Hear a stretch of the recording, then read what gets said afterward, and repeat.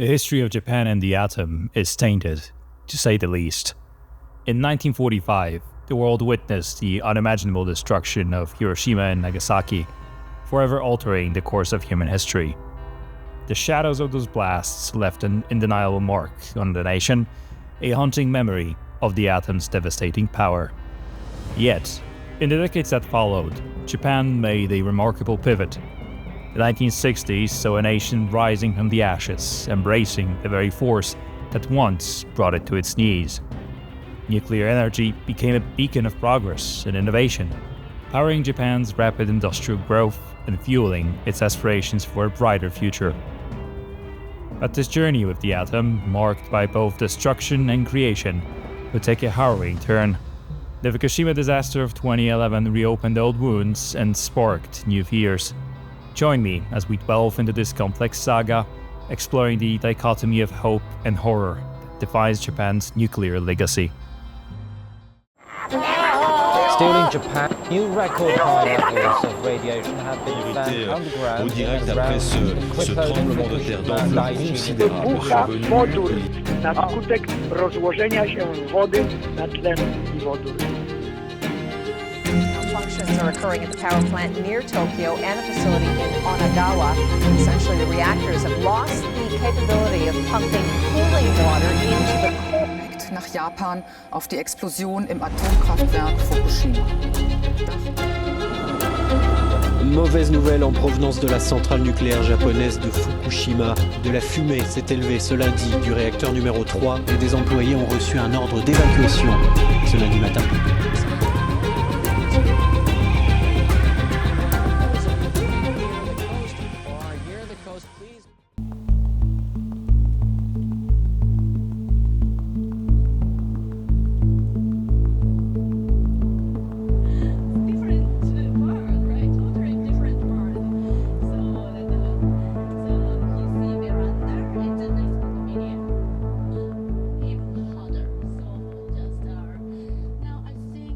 As you approach the Fukushima Prefecture, you start noticing something strange appear next to or above the highway lanes: dosimeters. They appear earlier than any road signs pointing to the stricken towns around the troubled nuclear facility in question, and even well before you spot the smokestacks of the sister plant to Fukushima Daiichi and Fukushima Daiichi. These dosimeters were installed here after the accident in 2011, not only to help monitor the radiation level, but also to reassure the people of the relative safety of most of the area affected by the disaster. Their aging appearance suggests that they are here to stay. The increasing microsievert per hour values take precedence over kilometers in measuring how close you are to ground zero, Fukushima Daiichi, and even though they are not abnormally high, they creep into the upper ones within the 10-kilometer radius of the plant. In Poland, our average exposure to radiation from natural sources is around 2.5 microsievert per year. Here, I will be getting the same amount in less than 2 hours. I kid you not, this is still completely safe, as these amounts of radiation are nothing to write home about, but it puts some perspective on why most of the people who evacuated from the area back in 2011 don't want to come back. Do keep in mind though that likely this is just one of the reasons on a list of many, many others, which you'll see for yourself soon in this video. Since the disaster area is not actually that close to Tokyo, coming here makes sense only if you choose to stay the night. And one of the most convenient places just so happens to be in Futaba, where a single hotel opened during the recovery efforts to house the plant workers, and which now also caters to visitors who come here for, let's call it that, an experience. This no-frills hotel is located less than 5 kilometers away from the stricken power plant, as the crow flies, and it's located in the coastal part of Futaba, the one that was wiped out by the tsunami that came here in 2011. Futaba itself is a municipality which was the most recent to reopen for resettlement. Residents have been allowed to enter the northeastern area of Futaba, but not actually live there, since March of 2020, and the evacuation order was finally lifted here in 2022. At the same time, trains started calling at the local station, once again connecting it with the rest of Japan. Before the disaster, around 7,000 people lived in Futaba. Today, only around 100 people chose to either resettle or move in to the town, making it probably one of the quietest places that you can choose to live in the prefecture. One of the people who came back started his own business here that focuses on providing guided tours of the town, showing its past and its path to recovery. He tells stories of how Futaba is slowly coming back to life, with recent additions such as a postal office or an upcoming laundromat serving as the prime examples of said recovery. These beacons of normality, of life, of hope, however, cannot cover up the fact that the town is being demolished bit by bit to make room for new homes, if someone actually ever decides to settle here in the end. For me, Futaba is equally as depressing as it is fascinating. Walking along the empty pavements, you'll spot signs of past life abandoned in the blink of an eye. Abandoned schools, shops, car dealers, a public swimming pool, or a youth maternity center. You can almost make out the bustle of this small community that was abruptly silenced in 2011. The only noise that rumbles along these empty streets is that of many dump trucks, which are taking away radioactive topsoil and remnants from the ongoing demolitions to temporary storage in preparation for incineration. This is the 2024 Futaba in a nutshell, and probably the Futaba to stay. The exact same story can be told about many other towns which were evacuated after the 2011 earthquake, tsunami, and the ensuing nuclear disaster. Their recovery, albeit possible, looks far more like an idealistic dream than an actual reality.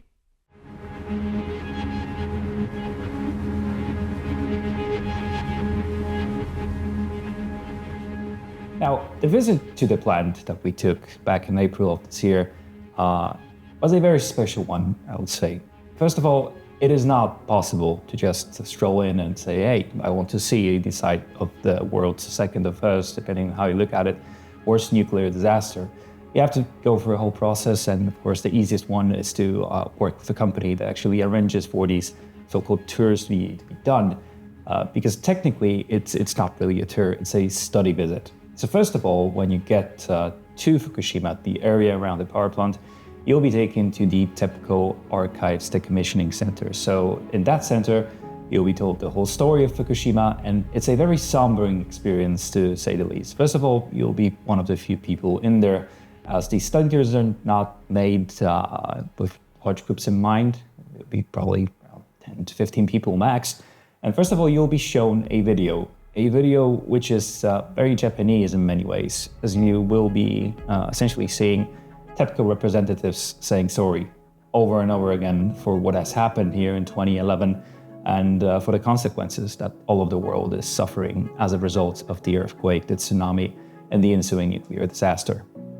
After you see the video, that's where the most interesting part of the entire experience begins, because first of all, you'll be left to essentially get ready for entering the power plant, which requires you to leave all of your personal belongings right there on site. To give you an idea, you'll essentially be leaving all your phones, watches, pretty much anything that has any electronics in it, in a building 15 kilometers away from the nuclear power plant before you actually get there. The reasons are obvious. First of all, Fukushima Daiichi is still a nuclear power plant in every respect. It's a site that is loaded with nuclear fuel, some of which is molten down, and also it's full of nuclear radioactive debris. So as a result, first of all, because of the threat of possible terrorism, you can easily, they say, think that you can make a dirty bomb out of the things that you can find in Fukushima Daiichi. It's just not acceptable to take any electronics that can take photos, record video, audio, anything with you for the safety of the workers and essentially of the entire population. So you'll be entering Fukushima Daiichi without absolutely anything. And then, as soon as you do that, you leave. And you leave with an envelope of things which I'd be more than happy to show you, essentially to see what's the site like today in 2024. Now, as I just said, you get an envelope of things when you visit the decommissioning center, the archives. And first of all, the first thing you see is a map that shows you where you're going to go from these archives. And well, it gives you a rough overview of how big the evacuation area is. So during the disaster, the nuclear disaster that ensued after the tsunami, More than 100,000 people have been evacuated from the entire area around the nuclear power plant, of course, in concern for their safety. It's obviously a lot of nuclear fallout has been blown away by the wind in a very specific direction, and this direction of the mountains in the upper part of the Fukushima Prefecture. So when you take a look at the map, you'll easily see that these areas are still mostly off limits, which is quite confusing when you think that Futaba, the place where I was staying, is the closest to the nuclear power plant. So when it comes to the actual cities, the municipalities that exist, because it's, as I said, less than 5 kilometers away. And you can return to it, but not to the areas in the upper mountains. Eventually, along the way, you'll be passing through many forests, and these forests will not be decontaminated, as pretty much the only way to decontaminate the forest would be to cut it all down and burn the soil in it to get rid of any radioactive isotopes, which of course is not going to happen. So Fukushima Daiichi surroundings, the forest, of which there are many, will essentially be left as is, and you won't be able to enter them at least anytime soon. And there's actually really no plan for what to do with them. But they'll be the things you'll be passing through the most. And when you have your personal dosimeter, which is the only piece of electronic equipment that you can take with you, you'll hear that a lot of that area was not decontaminated and won't be decontaminated, as I said, anytime soon. You'll hear a lot of clicking and a lot of worrying noises if you are worried by your personal dosimeter, which you can set to whichever level you want. Now, the entry into the Fukushima Daiichi power plant is going to be assisted if you go there by a couple of people. We had 4 representatives of TEPCO. And TEPCO, for those of you who don't know, but it's probably really difficult not know, is the company that was operating the nuclear power plant. After the power plants were built in the 60s, 70s, and 80s in Japan, they have been built and operated by private companies, essentially across the entire country. But today, TEPCO has been mostly nationalized. More than 50% of shares are owned by the state through a fund set up for the decommissioning of the Fukushima Daiichi nuclear power plant. The reason, of course, is first of all, it would be financially impossible, non-viable for TEPCO to handle the cost of the decontamination and decommissioning of the plant alone. Quite obviously, it's an extremely expensive process. We're talking about trillions of dollars in the end to get everything cleaned up. So that's one reason. And second reason is for the government to have oversight over a company and over their site when the company has failed, because obviously a lot of the wrongdoings in Fukushima are a result of TEPCO not doing the right thing, or ignoring, for example, the fact that there is a huge possibility of a large earthquake that will cause a tsunami that will overwhelm the defenses of the nuclear power plant in question. TEPCO essentially just ignored them for many, many years. And that's why we probably are where we are today with Fukushima Daiichi. But back to the plant. With these 4 employees, the first stage, and that's, I would say, a very interesting experience to say the least, you'll have to enter the power plant. So you will go through a security checkpoint, and the security checkpoint will be a place where you'll pick up your badge and, the most importantly, your personal dosimeter. You'll also be passing through radiation check gates to see if you have any contaminants on your shoes and your hands at the moment when you enter. You'll be going through the same process, but backwards when you're leaving the plant. It's arduous, it's long, it takes its time, but well, it's necessary. And then straight from there, you head for a briefing, and that's where the most important part of the visit begins. Of course, needless to say, you cannot walk through Fukushima Daiichi nuclear power plant alone. You cannot actually walk through it at all. Walking is out of the question because of the fact that it's A, live nuclear facility, as I said, and also B, because it is somewhat contaminated still. But interestingly, we've been told that over 90% of the nuclear power plant, not the entire site, is actually cleaned up already. And it is a place where in more than 90% of the site, you don't need a hazmat suit anymore to walk through it and to operate in it. So since no hazmat suits are necessitated by the requirements of the site, all you need to have on yourself at all times is a small high visibility vest. And on top of that small high visibility vest, you have your personal dosimeter, which is set to an exceptionally low value. I cannot recall the exact number at the moment, but it's a safe value that you'll most likely exceed during a visit, which I'll tell you about in a second. And then from there, you head onto a bus. And actually, that was very interesting. It was a brand new bus. So you can see that there's a lot of focus in Fukushima Daiichi about cleaning, about keeping the equipment new and functioning, just to maintain that famous Japanese efficiency in the cleanup efforts. And on that bus, you just essentially be able to smell the fact that it's extremely new and it only operates within that plant. And you can also imagine that, given the fact it's a nuclear facility, that's where it will probably end its life as well. But that's a digression on my end. With the bus, you'll first be taken, and very slowly, I must say, you're driving at around 5 to 10 kilometers per hour. For many reasons, most likely. First of all, security. There's a lot of people walking on the premises, doing things, because it's very much a live site. Thousands of people still work in Fukushima, and interestingly enough, less people worked at Fukushima Daiichi prior to the accident than there are working there now. So you can see nuclear disasters economically not very viable. So the bus is very slow to get to its prime first location, and the first location is Unit 1. And now, I must say that this was probably the most surreal experience in my entire life, approaching Unit 1. Because essentially you're seeing from the bus through the front windshield, Unit 1 as was in March of 2011. Unit 1 hasn't been covered up yet. There is still a large gaping hole, and you can see the internal workings of the containment building just largely exposed. And the first thought that comes to your mind is this safe? Well, it is safe. You wouldn't be brought here if it wasn't, but it's still a sight to behold, I would say, and something that stops your heart for a second, especially if you have been interested in Fukushima Daiichi for many, many years, as I have been, because I've seen countless photos of this place, and now, yet, I'm slowly approaching it, meter by meter, just to get out in front of it and look at it in the flesh. So, because that's the next part of the trip. Now, TEPCO has built a viewing platform in front of all the four main nuclear reactors at Fukushima, the ones that suffered accidents. As I'll show you in a moment, I'll blow this up on the screen for you. You're standing less than 100 meters away as a group from the nuclear reactors, the ones that suffered during the accident.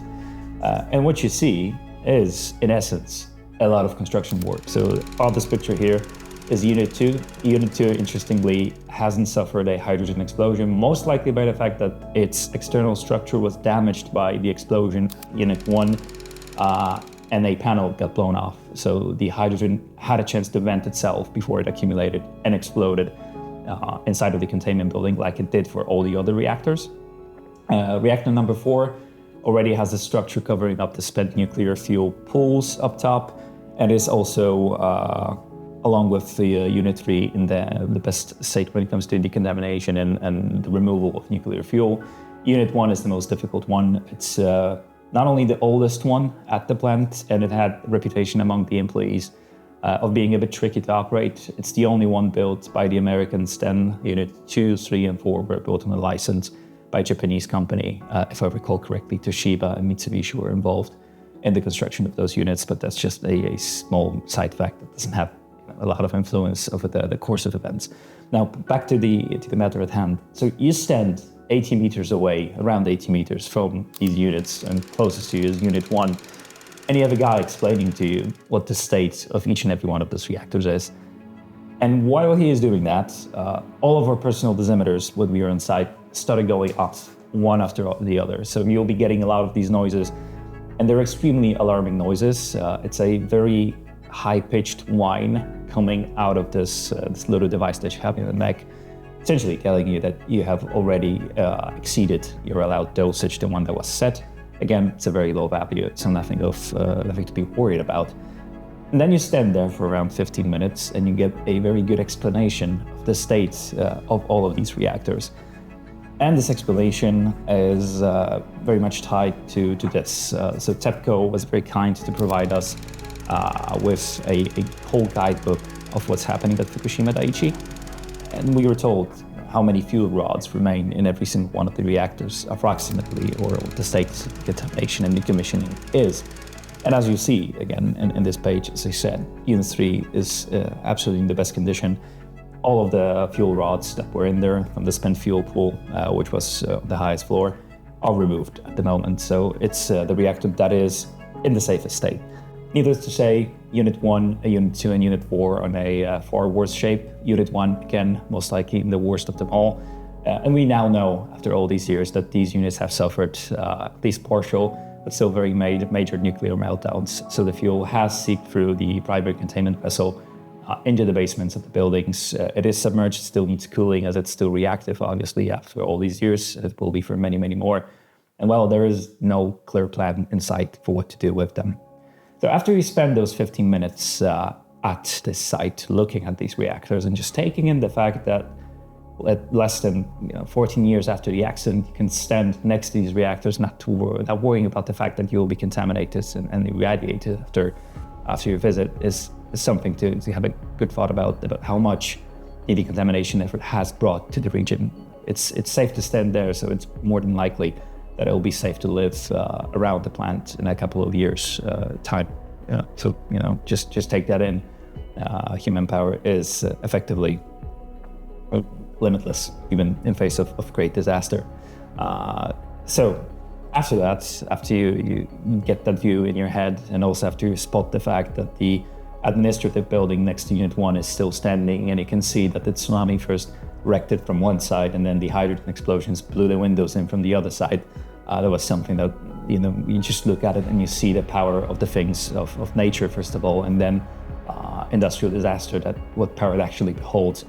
It's stunning, really, to just know how much trouble something like this can cause. But I digress. After that, you leave, and the bus will take you around on a short tour. First of all, the place that they took us are Units 5 and 6. So many people don't know that these units exist. You probably have seen them on my drone footage. They're the two closest ones to the drone in the view, so they're the ones in the forefront of the picture. Now, Units 5 and 6 were not at all influenced by the disaster. First of all, because they have been shut down for regular maintenance at the moment of the disaster, so there was no live nuclear reaction going on in them. So that's why they haven't suffered any accidents. And second of all, they also have been the newest, built in a slightly different way at a bit of a higher level in comparison to Units 1, 2, 3, and 4. So that's why they probably have been left untouched. And Units 5 and 6 serve as a good example of how Fukushima Daiichi has looked before the accident, because first of all, they still have their original coat of paint, which is interestingly enough starting to peel away after all these years. But again, they're just left untouched, so you have a chance to see how the plant looked before then. Also from Units 5 and 6, you get to see the flood walls, the ones that failed to stop the tsunami, which was way higher than the projected value at which they were built from the tsunami that were built to defend. And you also get the idea of the actual power of the tsunami when you see everything that has wrecked along the way. Of course, most of the things have been removed by now, but again, some are still left lingering, and you just see that big metal objects which is moved tens of meters away by a wave, just telling you how powerful it really was. After Units 5 and 6, the rest of the trip focuses on showing you a system called the Alps Treatment Center. So Alps Treatment is a way, an innovative way of treating water at Fukushima Daiichi. And it's the one that you probably have heard about if you know anything about the topic recently, because there has been a lot of controversy about the fact that Fukushima Daiichi is releasing tritium water into the ocean. And now, just to give you a good idea, first of all, tritium water, as we've been told, and as far as I know personally, isn't too much of a concern. A lot of power plants, pretty much all of them, produce this kind of water in the process of making nuclear energy, because you have to realize that to make energy, it's not any magical process. It's essentially a nuclear reaction heating up water, which generates steam, and the steam later moves turbines. And these turbines and water in turn creates electricity, makes it, and then this water is circulating within the system and moving along this way, in circular motion, being used over and over again to produce steam and to power the turbines. So at the end, you will be releasing treated water into the nearest water reservoir at some point in every nuclear power plant. But of course, Fukushima, and rightfully so, has a lot of scrutiny attached to it, and a lot of people are worried about what on earth is TEPCO doing now and what on earth it's releasing now. So this Alps treated water again, has been subject to a lot of scrutiny. And we've been told that it's completely clean. It's just showing us that the whole process takes place across a huge amount of land within the nuclear power plant, so with all the filters being staged one after the other. And then it goes into big storage tanks, and the reason for the release is, well, they have no place to put additional storage tanks in, so they have to start getting rid of the water that they are treating, because again, nuclear reactors still need cooling, so all of this water that was used before, that's being used now, it has to get released eventually, and it will be released as it is being released now. The question that I asked, and you wouldn't be surprised by the answer that I'll provide you in a moment, is what on earth happens with the filters? Because ALPS treatment, of course, requires a lot of filters along the way, which take out all of the radioactive isotopes along the way, essentially soak them in and let clean water through, or cleaner water through. Now, we've been shown a bottle of the water coming from the ALPS treatment. One of the guys on the visit asked if you can drink it. That's obviously out of the question. The guy from TEPCO reacted with a very nice laugh when we asked that question. But the question that didn't get him laughing was mine, about what happens with these filters. Because obviously, when you use up a filter, you have to get rid of it somehow. And TEPCO doesn't have an idea what to do with it. As with pretty much every single piece of nuclear waste at the plant at the moment, it's being stored. They're just storing it, storing. Eventually, they will run out of space on site to store these things. They will have to be shipped off-site. And just like with the rubble from the villages that are being demolished, just like with the topsoil, just like with everything else at the site, and at Fukushima in the entire zone that was evacuated, things are being stored. Whatever can be incinerated will be incinerated in the end. What cannot be incinerated, well, they'll have to find a solution. And these filters are one of the things that they will have to find a solution to. After that, as I told you at the beginning, you repeat the whole ordeal of the entryway into the plant, but in reverse. You get checked for radiation, your dosimeters get collected, your high visibility vests get taken away, and you hop on a different bus and you go back to the archives, pick up your electronics, your gadgets, and get to leave with this wonderful collection of documents that TEPCO has provided, maps, and also an IAEA report about the state of the plant. So the report tells you that things are starting to go smoothly in the right direction, and you also get from the plant, I believe, all these nice leaflets in Japanese, which unfortunately I'm in no position to read. But the only thing that I did spot in it, which caught my attention, are the storage sites about which I just told you. So that's how TEPCO is getting rid of nuclear waste, or maybe not nuclear waste, irradiated leftovers from the cleanup process at the moment, storing them in various places and telling you that the radiation levels around them are pretty much safe. So that's it for the TEPCO visit. And again, TEPCO is the company responsible, at least according to the reports, for the events at Fukushima, and it's also the company responsible for the cleanup efforts, which now, in majority, is owned by the Japanese state.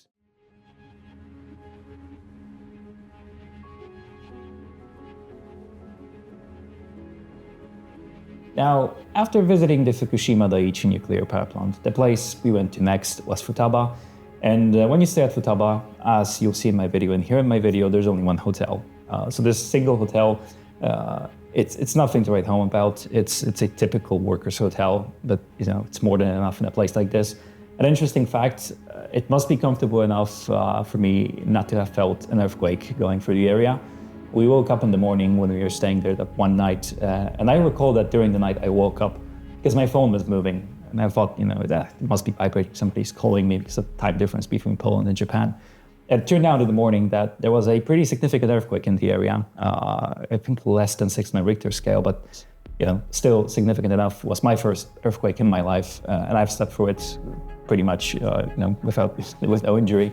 And people like my wife, for example, didn't even wake up. And other people on the visit said that, yeah, we felt something, but we didn't know what's happening. And the person that was guiding us in Fukushima, she was visibly scared of what has happened. So, there was an earthquake that we just slept through in Fukushima, 5 kilometers away from the plant.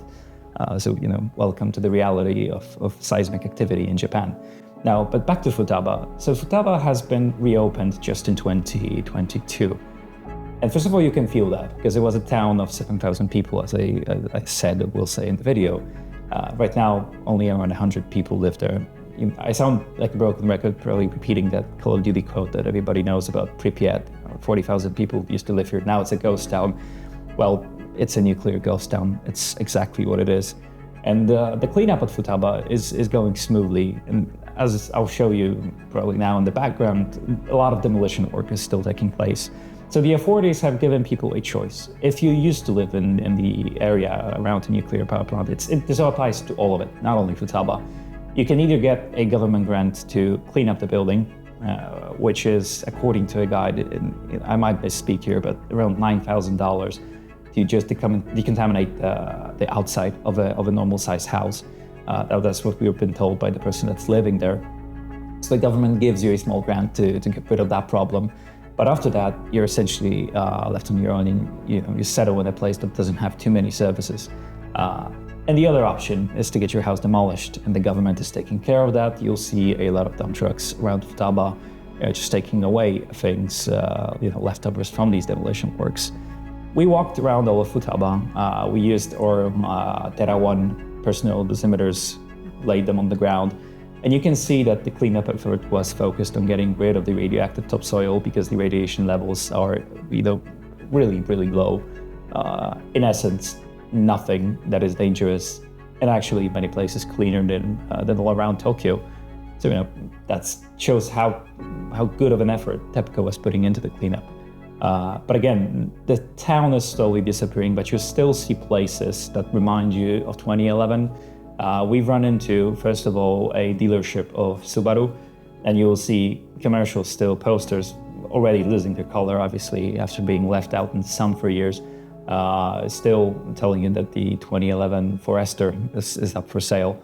And there is a car in the back, a small K-car Subaru, which was probably brought in for service, and it was just left in this condition. It's, of course, full of dust, which probably would be the dangerous bit, because dust tends to accumulate a lot of radioactive isotopes, so not touching it is not a good idea. Actually entering these places is not a good idea, not only for radiation-related topics, but you have to keep in mind that this is private property, first of all, so you're trespassing, and second of all, people used to live here, and it is probably more respectful not to enter these places. There has been a lot of suffering tied to Fukushima, and it commands respect. Now, when at Futaba, we went to see the Futaba Choritsu Futabashu High School, which was the largest in the region. Unfortunately, they're tearing it down. Like I said, most of the city is being demolished, and then even that high school will not stand to this test of time. But you'll see a lot of places like the youth center, the aquatics center, the youth maternity center, and a lot of the central part of the city, realistically, still left untouched. Again, radiation levels are safe, but what amazes me is that you'll see bikes still standing unlocked. There's no chain locking into things in front of these buildings all these years later. They're already becoming overgrown, obviously, with weeds and with all the greenery around them. They're just still left there, and it speaks a lot to the culture of Japan. First of all, stealing is disgraceful, and that's one of the reasons why they have never disappeared. Not to say that there wasn't looting in the area, as there was. We've been told specifically that a new electronics store was supposed to open, and after the tsunami, it was raided by shoplifters because of the lack of control in the area. But I digress. Back to Futaba. You'll see that these places still stand, but eventually they will be torn down to make way for new people to come and live there. Again, around 100 people live in Futaba at the moment. There isn't really a lot of reasons to live there because there isn't much in terms of service. There's one convenience store. There is one new post office, which was something that we were told is a sign of normality. And there's also an upcoming laundromat at a train station. And that's realistically it. For anything else, you have to commute outside of Futaba. And you probably will have to commute outside of it for years to come. Futaba is a sombering site. It's a ghost town in the middle of Japan, on its largest island, close to Tokyo, around 3.5 hours away by driving. It's a sight to behold, really. And not only Futaba, but all the cities around it that we've seen. We've been to places which have seen better recovery because they're further away from the power plant. Towns which have their own Pokemon figures, just dead smack in the middle of them, because you can have it, life has returned. The area around the plant, still as dead as it can be, but the area further away, you wouldn't really even tell today if you didn't see these movable gates still locking away many places like pachinko parlors or shops along the way to Fukushima. But again, it's slowly returning to life, and it's a testament of how much we can achieve as a human race if we unite against the common enemy. Unfortunately, this common enemy, once again in history after Chernobyl, has been nuclear energy. And as I said at the very beginning of this short documentary, Japan has been hit the hardest by nuclear energy, essentially the atom in any conceivable way. First with the Hiroshima and Nagasaki bombings, and now with Fukushima Daiichi. But despite all of that, it's aiming to reopen its nuclear power plants with a significant shift to renewables wherever it can. But in a place with limited resources, nuclear energy still stays as the most prominent source of electricity, which all of us need to live, and which Japan needs to let the largest city on Earth, Tokyo, live. So that will be it from me. The rest I hope you've seen in the video. Thank you very much for watching, and I hope that you enjoyed this short account of a visit to Fukushima Daiichi nuclear power plants in 2024.